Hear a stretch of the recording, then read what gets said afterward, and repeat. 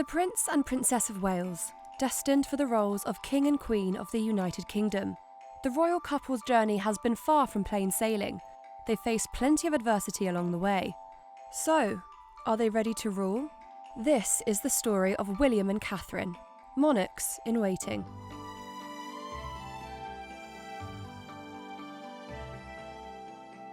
Prince William, born to reign over us, but Catherine Elizabeth Middleton came from far more humble beginnings.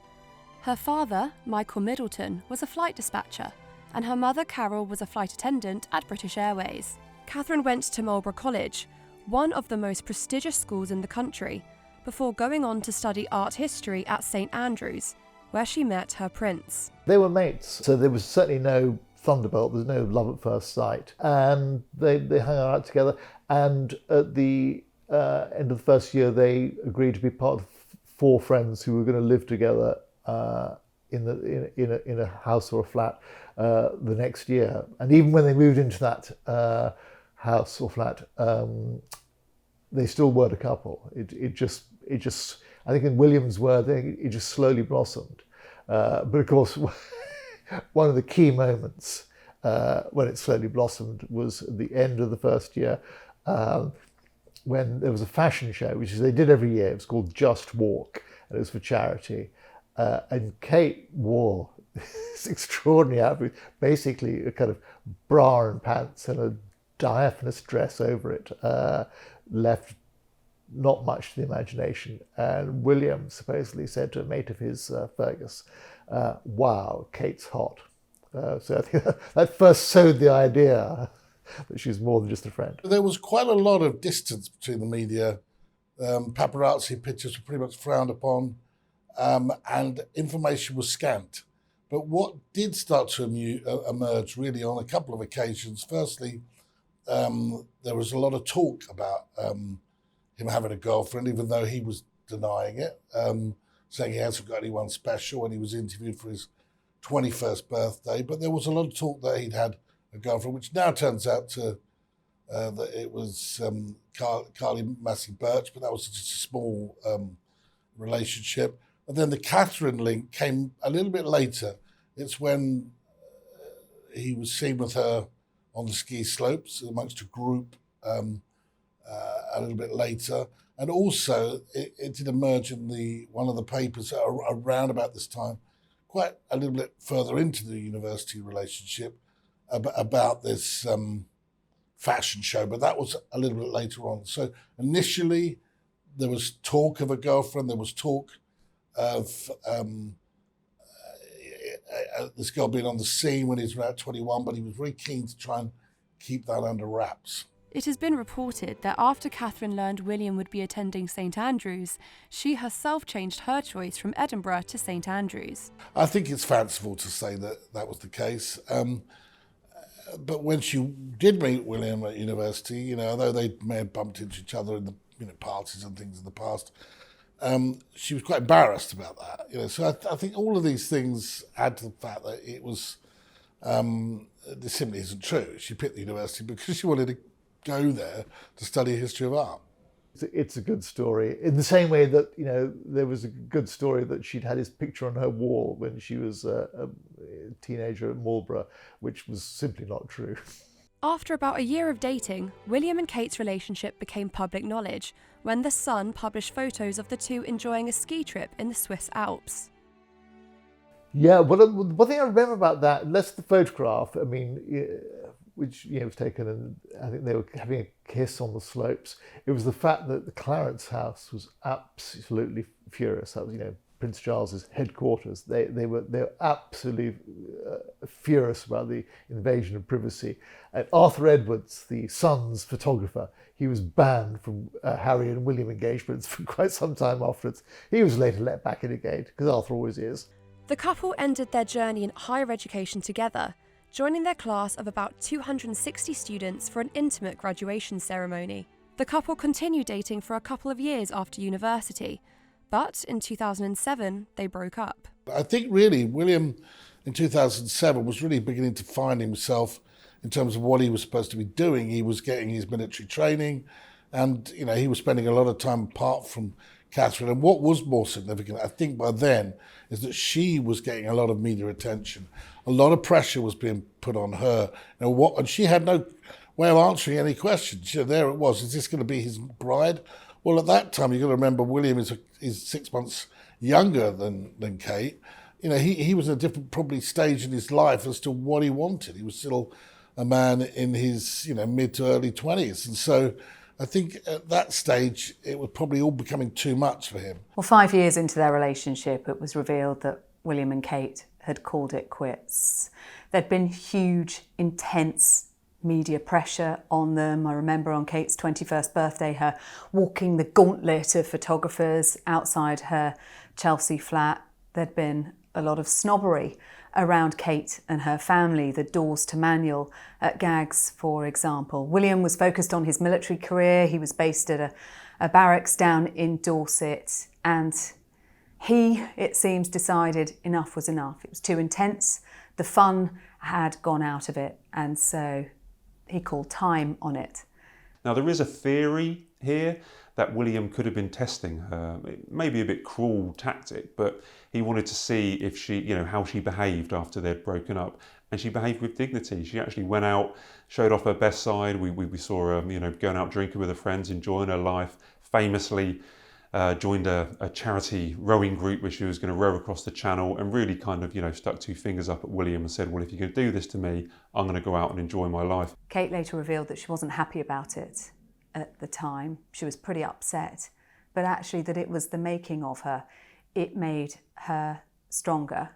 And he said, well, we just needed a bit more time. They were very young. Kate didn't wait around. Her attitude was, get out there. I'm going to show him that I'm not waiting around for any man, prince or otherwise. So she got out on the town looking fabulous. She made sure she was photographed. And it was only a few months later that they were back together. She was not only his lover, his someone that he'd obviously met and absolutely fallen for, but his friend too. And it was quite clear that he missed her very soon afterwards. But it's a really interesting point in their relationship, and I think it made them stronger. This really gave them a little bit of chance to breathe and really appreciate that basically, William, never do this again, mate, because, she might not forgive you next time. Well, wedding bells didn't start ringing instantly for this couple. In fact, it was some years after they got back together before William actually proposed. And he explained there was a good reason for that. They talked about marriage for a long time, but he was very mindful of what he was asking Kate to take on, and indeed her family, Carol and Michael Middleton, and her brother James and sister Pippa. He wanted to make sure that Kate saw what she was letting herself in for, that she could back out if she wanted to.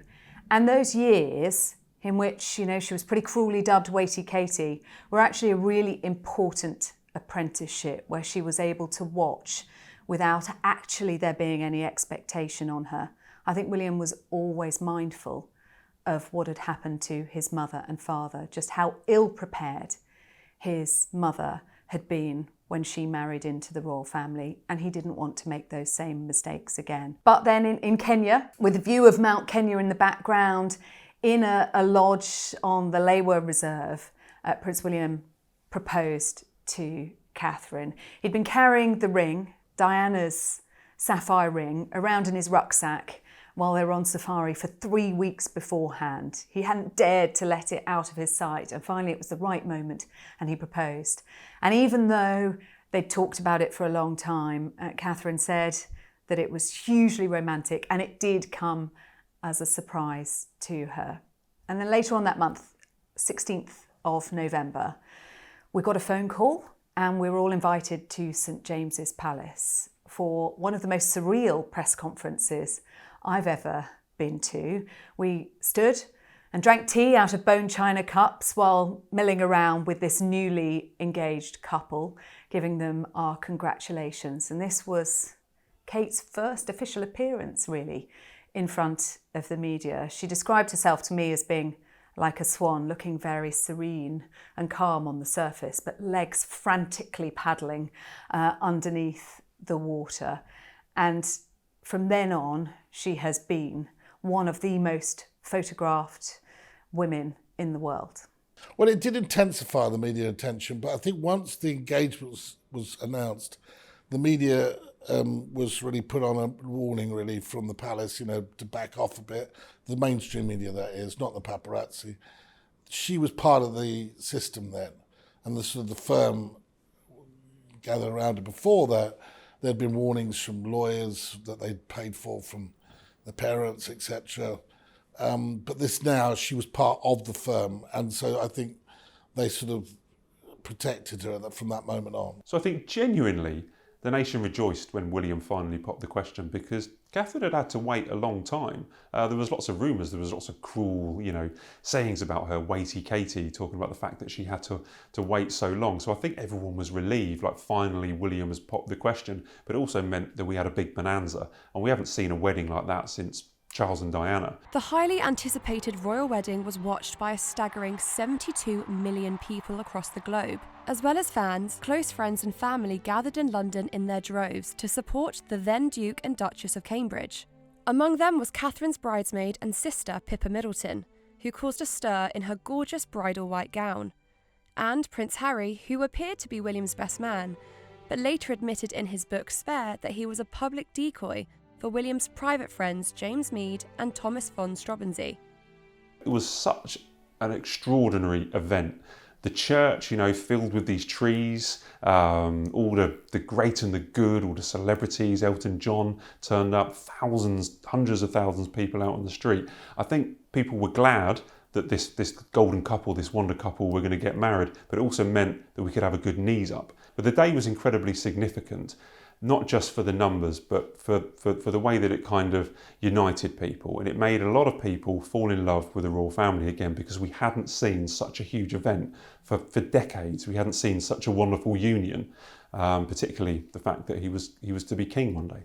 For me, the most iconic moment of that day was when Kate stepped out of the Rolls-Royce Phantom 6 with her father, Michael Middleton, about to walk into Westminster Abbey as Kate Middleton, a middle-class girl from Bucklebury, and then emerge with her prince on her arm as a future queen. What a moment that was.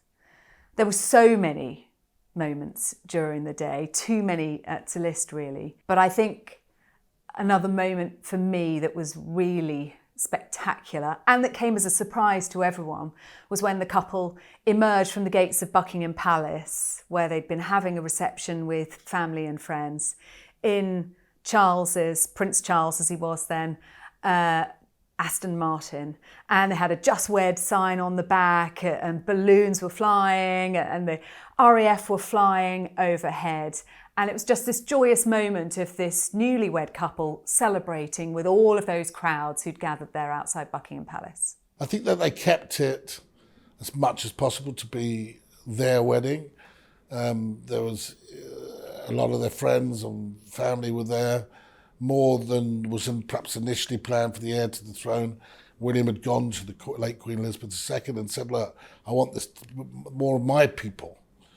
So they ripped up the list and started again, and it was clear from that moment that he was pretty determined to make sure that their close people that influenced their lives, were at the wedding. We've known William since he was born. There are people that remember William appearing in his mother's arms outside the hospital, and we've watched his life unfold after all these years. So by watching that wedding on television, you got to feel part of his life, because you've witnessed his childhood, you've witnessed his teenage years, you've seen him get together with Kate. So it meant that we could all share in that happiness because we feel that we've known William, and everyone was happy to see Catherine. She was someone who had really worked hard, really shown a lot of dignity, and waited a long time. And of course, after a marriage comes children, and everyone was delighted that this meant that we had a couple that were going to have children. We'd be able to see some young princes and princesses. On the 3rd of December 2012,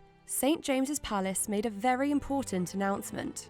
Well, the Duke and Duchess of Cambridge had to announce their pregnancy earlier than they would have liked. It was still very much in the early stages because Catherine was suffering from severe morning sickness from hyperemesis gravidarum. So she was admitted to hospital where the King Edward VII Hospital, where she underwent treatment, and Buckingham Palace put out a statement informing everyone that they were expecting a baby. And that started off, of course, a huge level of excitement and interest.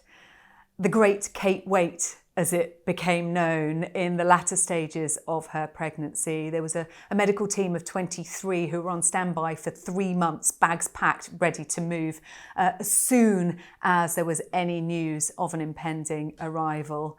We journalists were exactly the same. The photographers' ladders were lined up outside the Lindo wing for days and days beforehand.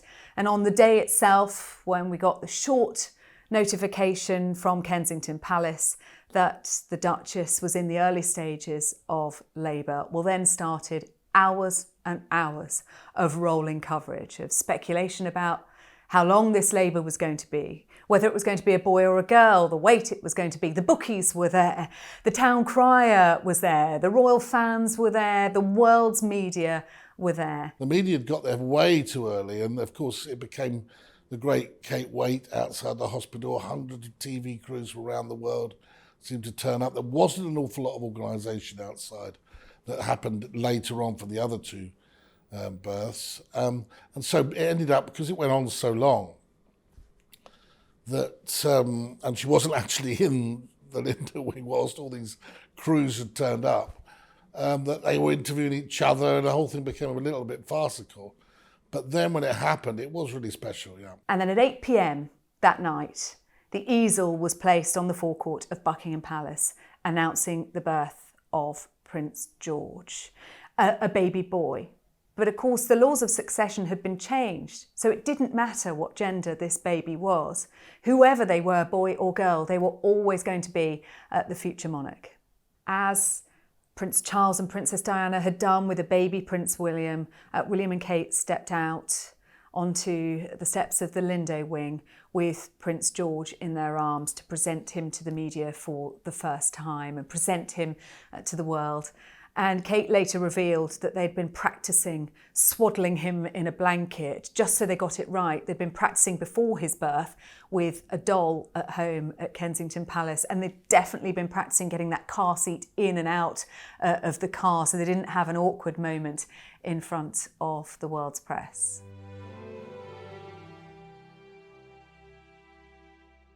It wasn't many hours before we had this absolutely magical scene of little Prince George toddling out of the car with his father to go and meet his baby sister for the first time. A little overwhelmed by the cameras there in front of him, picked up by his father and carried up the steps of the Lindo wing in to meet his baby sister, Charlotte. And then not long after that, William, Kate and baby Charlotte left the hospital the same day that Charlotte had been born, posed on the steps of the Lindo wing as they had done with Prince George, and headed back to Kensington Palace to begin life as a family of 4.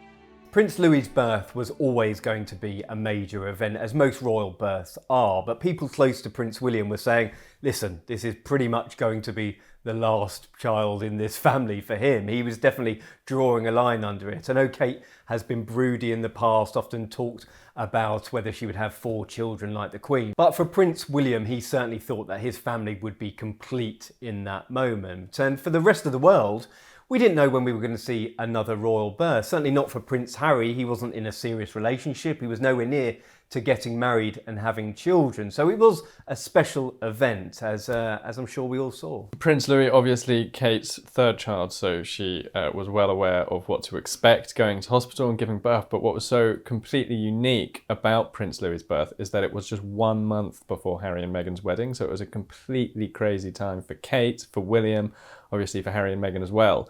And I just cannot, for the life of me, understand how she managed to give birth in April and then wind up looking incredible at a wedding in May, just around a month later, 4 weeks. I didn't really fully appreciate it at the time, I don't think, because my son wasn't born until that October. But in reality, that it was really quite some feat. And of course, she looked fantastic. The whole family looked fantastic. And now that we have Louis, everybody loves him. And, they are a wonderful family. Yeah, they're a real family unit. And I think recently we've seen the many difficulties that we've had with Princess of Wales's cancer diagnosis is that family has become their most important element of everything that they're doing. Even in her address recently, where she announced that she was being treated for cancer, she spoke about the importance of William. She spoke about the importance of her family, and I think members of the public really see her as a mother. They see obviously her great work, they see how glamorous she is, but what really cuts through with a lot of other families, a lot of mothers her same age, is how she acts with her children. If you remember her with Louis at the Platinum Jubilee, so many parents have gone through that when they've got a young child, play acting, larking around and hard to control. It was really relatable, and that's what you see with Catherine and William. You see them as parents first and foremost, often before you see them as working royals. William knows how difficult it is to grow up knowing one day that you're going to become king and have siblings, as we've seen with the problems he's had with Harry. So he knows what his children are going through, and he knows how to protect them. Now, there are certain rules on the media about taking pictures of his children, for instance, that may not have existed. These kind of rules may not have existed in the past. He values his privacy because of what he experienced himself as a child within the royal family. And these days, people respect that. We see him as a father. We see Catherine as a mother, and we respect their privacy. When you look at when they were young, they also, in terms of William and Harry, they had a divorce going on. And that adds a whole new level of dynamic to a family setup. So I think in their case, they want to protect their family unit. And we know that is almost the whole reason that everything's been going on recently is with the children in mind, that William is trying to make sure he's there as much as he can be, so that whether it be taking them to school or being home in the evening, and the same for the Princess of Wales. She takes the same view. So they've done the best they can, and we'd have to say that very little gets out about the children. They're able to go to school and lead a completely normal life at school, and when they go to Norfolk again, there's very little intrusion into their private lives, which long may it continue, and that's testament to what their parents have done. Luckily, his wife, the Princess of Wales, had such a normal, middle-class childhood, and she's taking that experience and really applying that to giving George, Charlotte, and Louis the most normal experience that they can. And that includes things like less photographs, less photo shoots, lots of photos in the past taken by mum, so that there aren't as many photographers and official events that the children have to be aware of. And hopefully it shapes, better, well-rounded children. Well, actually, I think there's not an awful lot of difference between the way the Charles and Diana raised their children and in terms of the media, and the way William and Catherine have. William is incredibly protective of his children and his family. We've seen actually incidents where he's gone up to paparazzi on the Sandringham estate and got very vocal, very aggressive with them. He's quite happy to put them up to be photographed in a controlled environment, but he's certainly not happy for them to have their privacy intruded upon. And he's made that very clear through legal representation, as well as the way that he organises it with the palace and through the palace. The only real difference, I think, is that Catherine, being an amateur photographer, likes to take the pictures herself, which has gotten her in hot water later on because of the doctoring of the photographs. In the past, they would invite, friendly photographers or people like Tim Graham, who would be asked to come and take photographs, which would be more formal. But as it's turned out, probably safer. The Prince and Princess of Wales are involved in a number of projects and causes particularly close to their heart. William especially has impressed upon us his desire to effect real change. On homelessness, Prince William's ambitions are also really lofty. What he actually is trying to do is potentially build houses and build accommodation that homeless people are going to be able to live in. Now, if he can pull this off, that will make a fantastic contribution to this issue. William actually wants to end homelessness. So the whole subject is an area that was hugely important to Princess Diana, and the particular role that he's now playing is to try to basically complete Princess Diana's legacy. and go from having a positive effect to actually eliminating the problem completely. But the idea of actually building physical properties, buildings that did not exist before, is really moving the role of Prince of Wales up to another higher level, where he's virtually kind of stepping into the territory of what the government do. I mean, this is, you expect the government to build houses for people, the government to create new homes. So William is trying to see if he can take monarchy up a gear as it makes its way through the 21st century and start having a much bigger impact than it was having before. So lofty aims, but only time will tell whether he can pull this off. Princess Catherine's biggest project is her early years project. So this is called Shaping Us, and it is about focusing on early years care. So in other words, when you turn about 5, you start at primary school, you've got your teachers, they're doing, most of the kind of developmental work to try to improve your life chances. And that's really fantastic for kids who come from, broken homes or who have, a tough start in life. But there's a whole 4 or 5 years before that point when kids can, a huge element of what makes them is formed and shaped. So that's why it's called Shaping Us. We are formed and shaped as people in the first 4 years of our lives. So what Kate's trying to do is create a project that really focuses attention on trying to give the best possible chance to kids by making support as good as possible during that time. And again, this is a moment where Kate is stepping into a territory that used to be very firmly occupied by the government. The government under, the past Labour government under Blair Brown invested huge sums of money in the billions in this area of society, an area of life. And a lot of that funding has now been cut. So that has created a real vacuum in support for children in the first 4 years of their lives. Kate, a mother herself, clearly recognises how important that is, and she cares an enormous amount about kids. So she has stepped into that vacuum and tried to fill it and tried to refocus society's attention on making sure that we don't forget about those kids. He's really taken a lot of his lead, not only from his father, Charles, but also his grandfather, Philip. They were the people who were speaking about climate change and the environment long before it was fashionable. And William is bringing it right into the modern age. It's got a real sense of purpose with this project, and he can make a real difference with it. The main difference for William and Charles is the delivery. I think William is much more assured at public speaking than his father was in his 20s, 30s, 40s. He has a wealth of experience behind him as well, and Charles certainly didn't have that when he was speaking about climate change or the scourge of plastics. I mean, he was pretty lambasted and made a fun out of. I mean, that was pretty unfair at the time, but William has seen sort of the pitfalls of making public statements, but also the ability to work with big organisations, and that's the central pillar of what Earthshot is about. It's about bringing people together, not only the people that can make the change, but the people on the other side, the money men and women who have the chance to work with these people and make the huge changes needed. It's fair to say the Princess of Wales has taken quite a long time to decide what she wanted to do, and I think that speaks volumes as to her character. She knows that this royal job, as it were, isn't a sprint, it's a marathon, and you've got to be prepared to work on big projects for long periods of time. And the project that she's really aligned herself to is the early development of children, and setting up a different childhood centre with the Royal Foundation is something that is going to really try and affect generational change. This isn't a project for the next 2 to 5 years, it's a project for the next 20, 30, possibly 50 years to try and bring big projects together, trying to affect the government, and I think that speaks volumes of her work. I remember going to Harvard where she was in a whole room with academics, and she basically could hold her own with any of them there. She knew the subject as well as them, so her research levels are very, very high.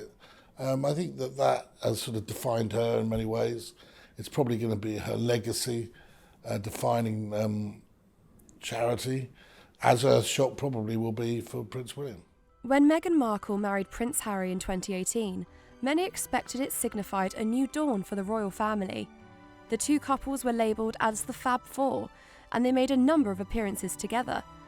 But it didn't take long for relations to fracture, and when Harry and Meghan sat down with Oprah for their explosive interview in 2020, everything changed.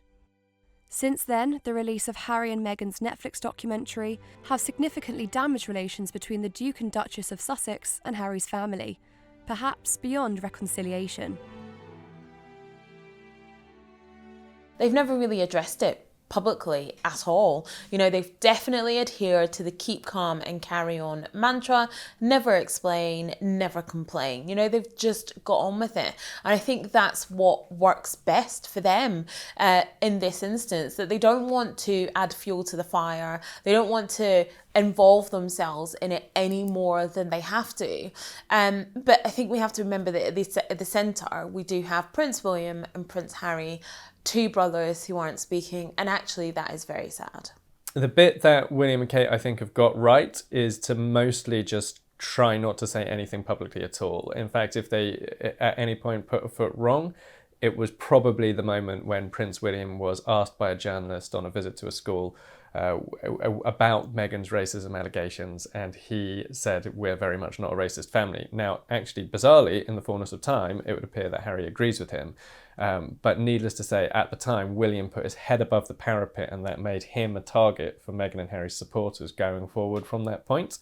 But outside of that moment, William and Kate have largely kept quiet in the background, and that has allowed the storm to pass over them. It's that old school royal playbook of never complain, never explain, which has stood them very well.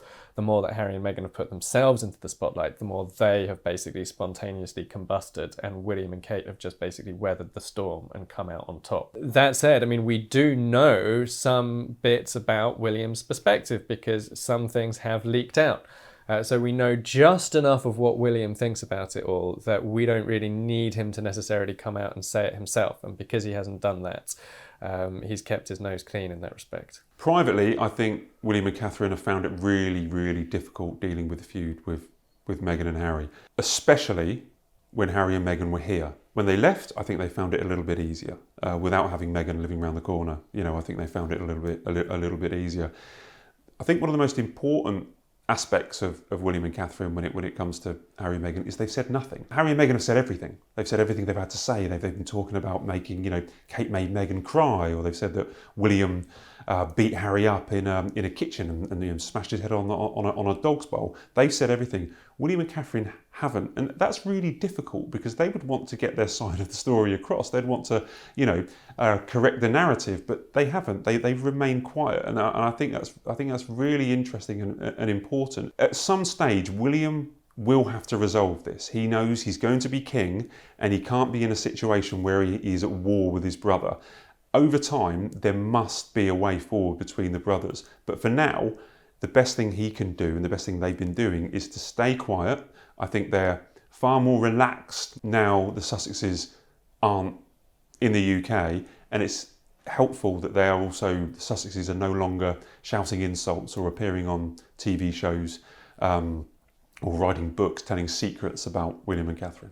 I think William and Kate have handled themselves with tremendous dignity in the face of what have been some pretty hurtful and damaging accusations that have come from Harry and Meghan. They haven't said anything. They've kept their counsel. But behind closed doors, there's a huge amount of sadness. There's a huge amount of hurt.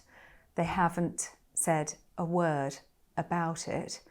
And I think that has been the right approach. We all remember the story of William and Harry's fight in Nottingham Cottage with Harry being pushed over and breaking the dog bell. They've tried to, in terms of, say, public exposure, to do the best they can, in the sense that William has been very keen not to fan the flames. He's always told his staff not to brief the media about Harry and Meghan, not to say anything about it. And it's been quite noticeable that there's not much has come out of William's camp about, you know, how he feels about Harry and Meghan. Though of course we know that the relationship with his brother is pretty badly damaged. I think that a lot was made of the Fab Four that never really existed. You know, there was stuff on that stage talking about their foundation being joined together, and it was pretty clear from the outset that William was the leader of that pack, and I think he felt that, you know, whatever reason, that Meghan didn't really fit in the way they wanted to deal with these things going forward. And I think Meghan and Harry had their own ideas as well, to be fair. So when that foundation split, it just sort of exemplified the level of friction really between the two. When they split their households completely too, that led, I think, to even more distance. They were on different journeys, different paths, as Harry said. And the one thing I've never really understood is why the public felt that Catherine and Meghan should be the closest buddies. They come from completely different backgrounds, come from completely different women, really, and I don't see why they should necessarily have had to be this great friendship. And there clearly wasn't an awful lot of friendship between them, as we understand going forward. So do I think that they're going to be I think it was a major moment in the history of the modern royal family, and I think it's going to be quite difficult given what's happened and given the geographical position and where they live, how they would try to rebuild a relationship that's been damaged fundamentally to the core due to a total lack of trust. In January 2024, Kensington Palace announced that the Princess of Wales would undergo planned abdominal surgery. However, Catherine's subsequent absence from public duty fueled rumours that all was not as it seemed. In February, Prince William pulled out of a memorial service for his late godfather, which sent the rumour mill into overdrive. Then, an edited photograph, posted on social media by Catherine on Mother's Day of her with her children, caused a PR storm for the Waleses. And then, with speculation over Catherine's health and whereabouts at its peak, she released a video message announcing that she had been receiving treatment for cancer. The main issue is that photograph. The Mother's Day photograph was a huge error. But do you know what? It was an error that the Princess of Wales fronted up. She admitted it. She said, okay, I've made a mistake here. I wanted to get the best photograph out. I wanted the world to, to see a family photo on Mother's Day, but I made a mistake. You don't often get other members of the royal family admitting to mistakes. You don't get them, being honest and saying, "Yep, my bad." They then had to obviously announce, or Catherine then had to announce that she had cancer. I don't think that they were pushed into it by their team or by PR advisors. I think they did it when they were good and ready.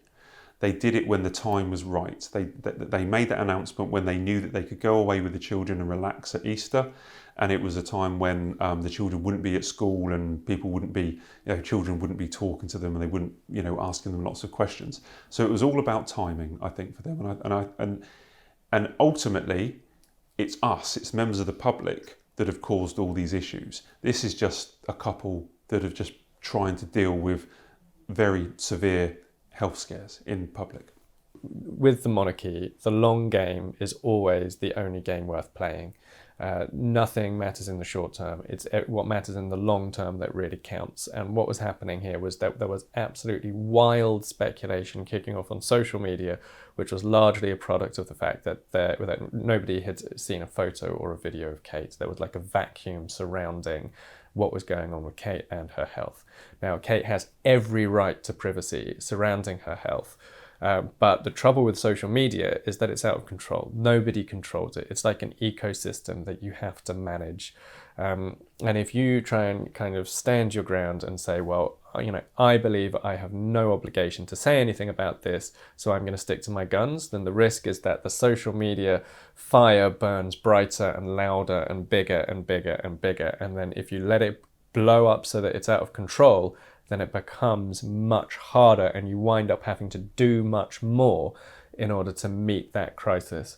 And that's what happened with Kate in Kensington Palace and the speculation about her health.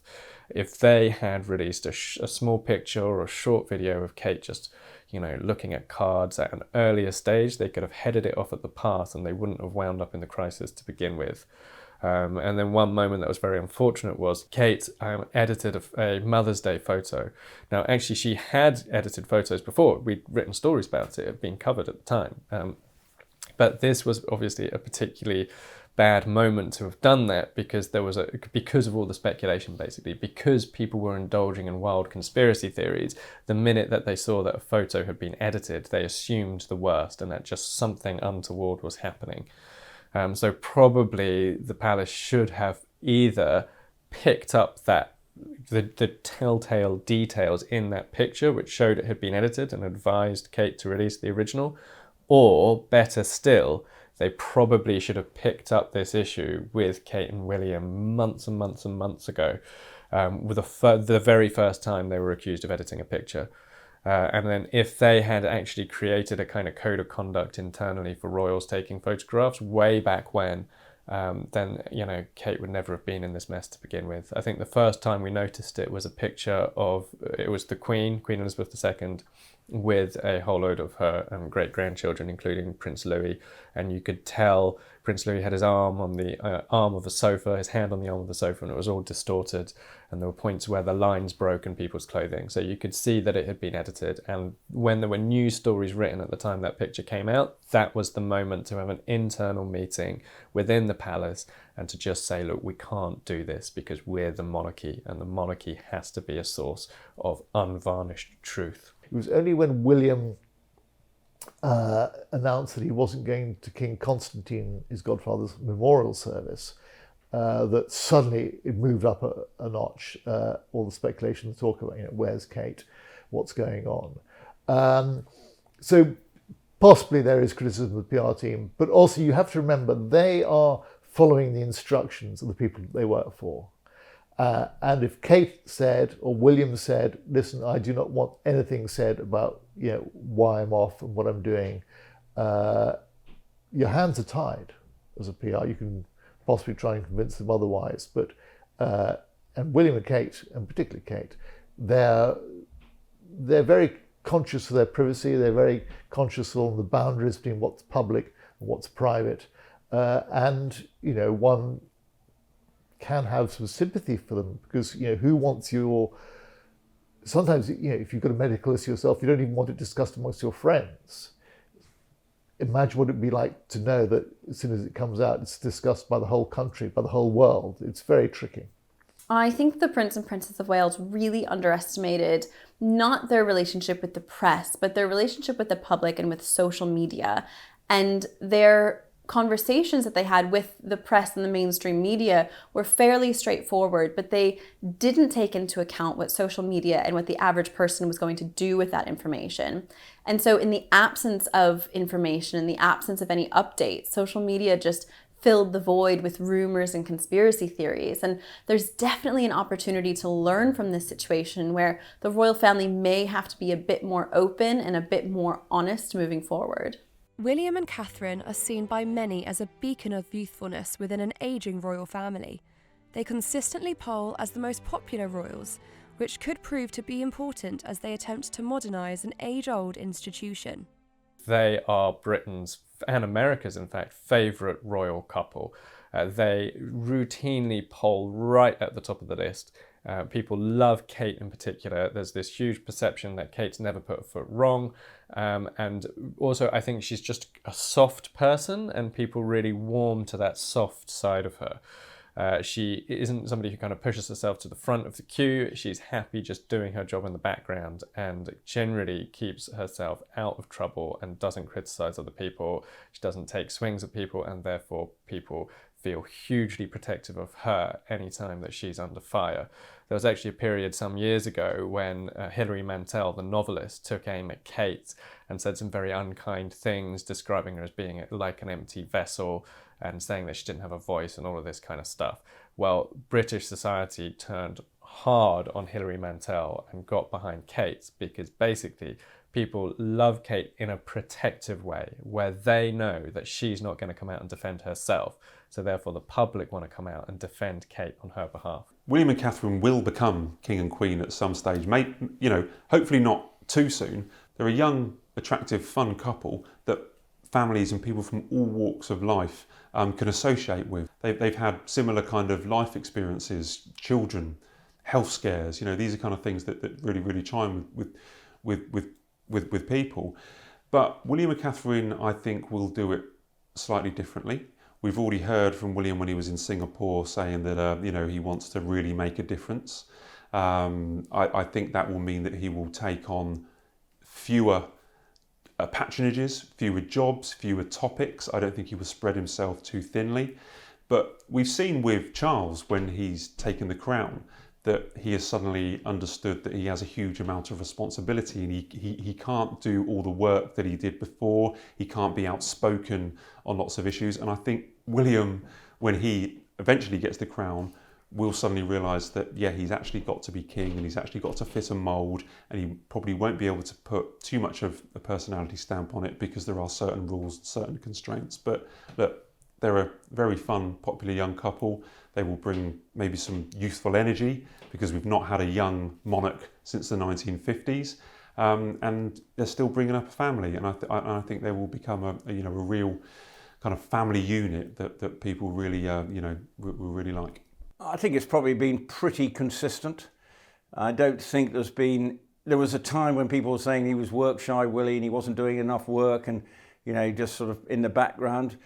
But they started out their married life in Anglesey, sort of keeping out of the spotlight. Then he went to fly air ambulances in Norfolk, and so they wanted to try and have as normal a family life. And if you think back to the late Queen, she'd gone off to Malta to try and have a normal early life, but the early death of her father stopped that. And I think William and Catherine in the early stages wanted to try and lead as normal life, knowing in time that would not be the way they were going to be living their life. And now we know that, with him now being the heir to the throne, it's a different dynamic. We've already seen in the reign of King Charles III, even in King Charles's role as Prince of Wales, he enacted a pretty good amount of change, considering the role of the monarchy has evolved so much over the last several decades into almost a figurehead and less of an actual political change maker.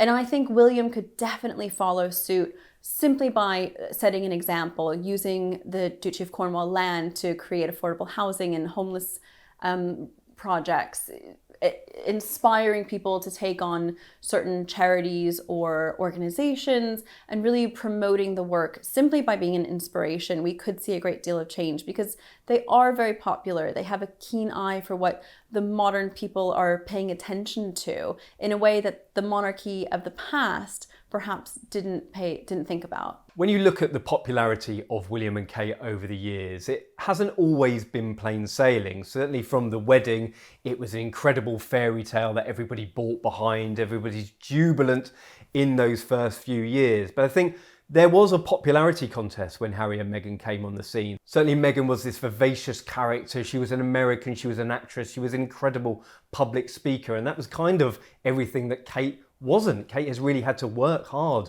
at her public speaking, even though she's been within the royal family for many years. And Meghan was sort of this vivacious character who really was going to bring the royal family into the modern age. And I think William and Kate really struggled with that in the infancy of the time where they were the Sussexes and the Waleses together. When William comes to the throne, he's already made it clear that he will do things differently. He is someone who is more willing to speak out, but he's also going to inherit a very different role as sovereign. There will be questions over the Commonwealth that need to be addressed. What kind of a world will he become king in? And I think this couple, whenever it may happen for them, are very strong, they are very popular, but they have an enormous task on their hands. Well, the one thing that they will bring when they become king and queen, I think they are, obviously, you're ready as you can be. It's just, from the moment you are the Prince of Wales, you're poised to be the king. It's blink of an eye. But I think that William has shown himself to have constancy. He's been very dedicated through difficulties with both his wife and his father. He's stood up to the plate. He's made sure that he does his job. Is he ready? Yeah, I think he's ready because he has to be.